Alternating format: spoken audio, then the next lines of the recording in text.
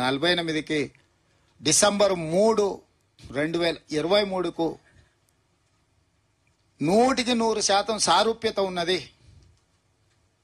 పేర్లు మాత్రమే మేరు, విధానాలు ఒకటే, ఆలోచన సరళి ఒకటే. ఆనాడు నిజాం ఉంటే ఈరోజు నయా నిజాం ఉన్నాడు, ఆ రోజు కాసిం రిజ్వీ ఉంటే ఈరోజు ఇంకొక వ్యక్తిని ఆ స్థానంలో పెట్టి సరాసరి నిజాం నకలునే మనకు చూపించండు కేసీఆర్ తప్ప ఎక్కడ కూడా ఆయన ఈ ప్రాంత ప్రజలకు స్వేచ్ఛ కావాలి, ప్రజలు స్వేచ్ఛను కోరుకుంటుండ్రు, ఇది ప్రజాస్వామిక దేశం, ప్రజలు ఎన్నుకున్న ప్రభుత్వాలు ప్రతి 5 సంవత్సరాలు ప్రజా తీర్పును కోరుకోవాలన్న ఆలోచననే చంద్రశేఖరరావు గారు చెయ్యలేదు.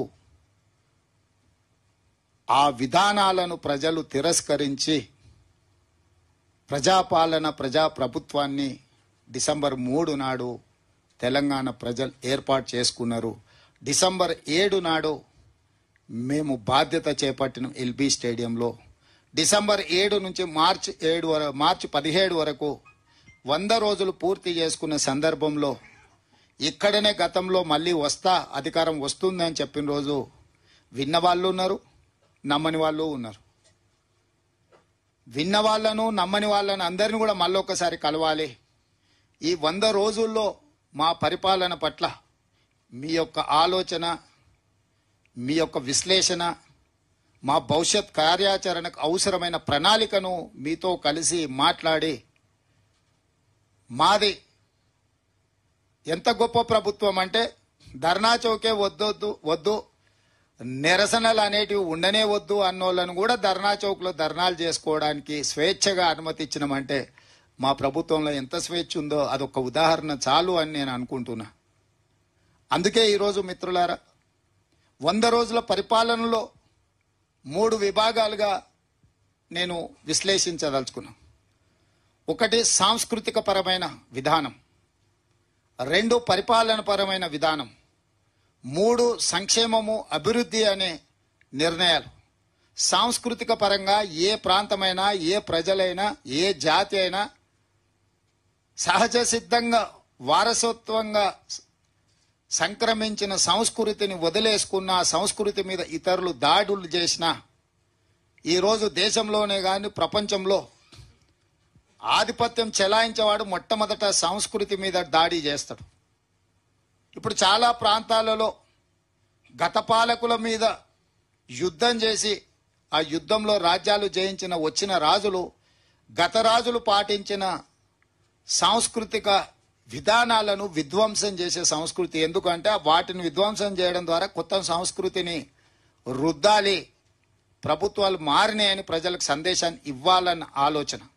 చంద్రశేఖరరావు గారు కూడా తెలంగాణ ఉద్యమం జరిగినప్పుడు ఉన్న విధానాన్ని ఆయన అధికారంలోకి వచ్చి ఆధిపత్యం చెలాయించడం మొదలుపెట్టినాక సహజ సిద్ధంగా వారసత్వంగా వచ్చిన తెలంగాణ సంస్కృతి సాంప్రదాయాలను కాలక్రమేణా కాలమరుగు చేసేసి తన ఆలోచననే మనకు రుద్దాలన్న విధానాన్ని వారు అవలంబించారు.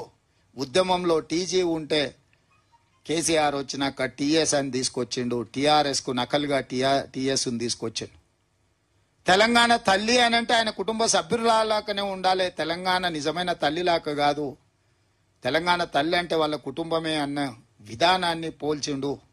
తెలంగాణ ఉద్యమంలో ప్రజలు పాడుకున్న జయ జయ హే తెలంగాణ రాష్ట్రం ఏర్పడ్డ తర్వాత నిషేధానికి గురైంది. ఆ కవులు, కళాకారులను ఎవరిని కూడా గుర్తించే ప్రయత్నం కూడా చేయలేదు.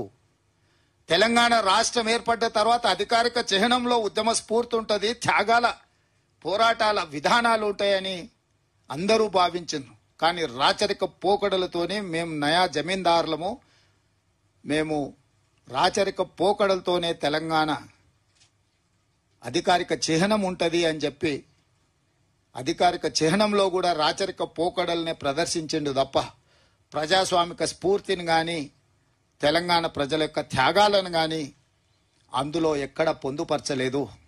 సాంస్కృతిక విభాగాన్ని ఏర్పాటు చేసిన అన్నాడు తప్ప కవులు, కళాకారులను తన గడిలో బంధించి వాళ్ళని పొగడడానికి, వాళ్ళ భుజకీర్తులను పెట్టడానికి అందుకు మాత్రమే వాళ్ళను ఉపయోగించుకున్నాడు తప్ప ఎక్కడ కూడా ప్రజల యొక్క ఆలోచన విధానాన్ని ప్రజా సమస్యలనే బానిగా మార్చి ప్రజల యొక్క సమస్యల్ని పాటల రూపంలో ప్రజల యొక్క ఆలోచన విధానాన్ని పోరాటాలకు స్ఫూర్తినిచ్చే విధానాలు గతంలో ఉంటే తెలంగాణ రాష్ట్రం వచ్చిన తర్వాత కవులు కళాకారులు గడీలలో నిర్బంధానికి గురై దొరగారి భుజకీర్తులను శ్లాఘించడం తప్ప ఎలాంటి అవకాశాలు లేని సాంస్కృతిక దాడి తెలంగాణ మీద చేసిండు.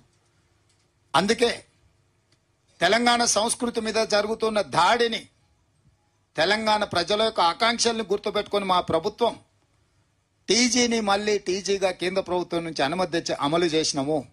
జయ జయ తెలంగాణని ఎక్కడైతే నిషేధానికి లోనైందో గల్లీ గల్లీలో జయ జయ తెలంగాణ గానం వినాలి, తరతరాలు మన పిల్లలు ఆ స్ఫూర్తిని పొందాలి అని రాష్ట్రీయ గీతంగా మా మంత్రివర్గం నిర్ణయం తీసుకొని ఆ పాటకు ఆ ఆలోచన విధానానికి మా ప్రభుత్వం అవకాశం కల్పించింది. తెలంగాణ తల్లి విషయంలో కూడా తెలంగాణ కవులు కళాకారులను సంప్రదించి తెలంగాణ రాష్ట్ర అధికారిక చిహ్నంలో